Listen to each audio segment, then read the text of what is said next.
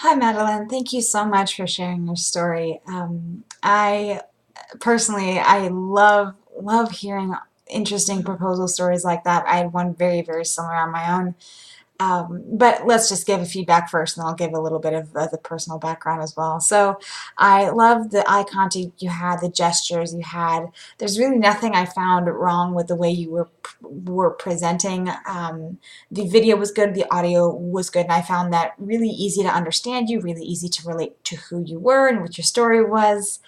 I really also liked the emphasis and the heartfelt nature of what you were sharing. It really showed that what you were talking about did really matter and it was important to you. And I love that. I love the authenticity. It's a really big part of what I value in people and what I value in myself. So kudos on that.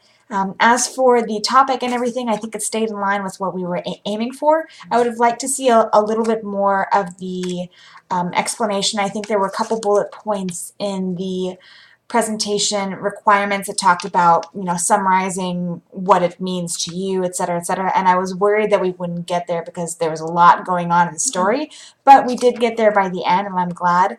And it was nice to hear what it means to you and what it represents from the point of your husband and your marriage, things like that. So personally on my own, we did a very similar thing. My husband and I, we actually picked out our ring together.